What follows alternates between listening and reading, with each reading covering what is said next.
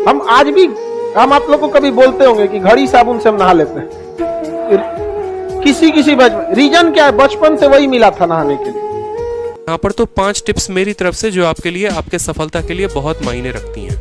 वो 5 टिप्स क्या हैं?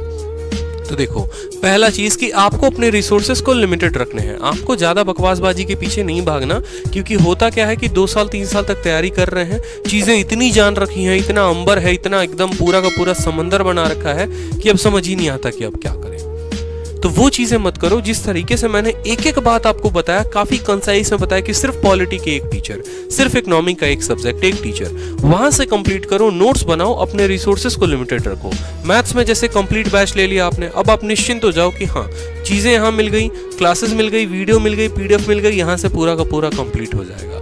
ठीक है। दूसरा स्टेप क्या होता है कि मल्टीपल रिवीजन। दूसरा टिप याद रखना, ब्रूस ली ने एक बात बोली थी कि मुझे उस व्यक्ति से डर नहीं लगता जिसको 10,000 अलग अलग तरीके लड़ने के आते हैं, मुझे उससे डर लगता है जिसने एक ही तरीके को 10,000 बार प्रैक्टिस कर रखा हो। तो ये काम आपको करना है कि आपको जो है अपने कंसेप्ट को बार बार रिवाइज करना है। यही होता है कि आपके मॉक में 2-3 सवाल जब आप पेपर देने जाते हैं, पता चलता है कि मैथ के जो अटेम्प्ट है वो सिर्फ 35 रह गए, 23 रह गए, 22 रह गए, 20 रह गए, 2-3 सवाल आपके रह गए। क्यों? क्योंकि आप रिवीजन करके अपने कंसेप्ट को पक्का नहीं करते।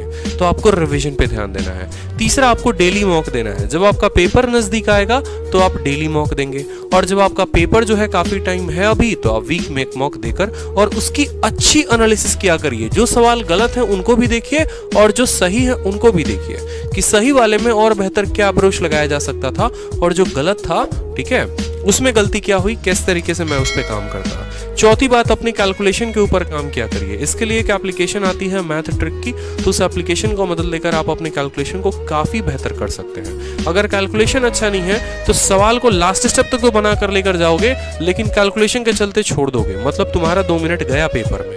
तो ये काम मत करना आप, ठीक है। और 5वां, प्रीवियस ईयर, जो मैं बार बार बोलता हूँ, कम से कम पिछले 3 सालों का प्रीवियस ईयर तो जरूर लगा कर जाओ पेपर में। अगर ये नहीं लगाया तो कुछ भी नहीं है, समझो।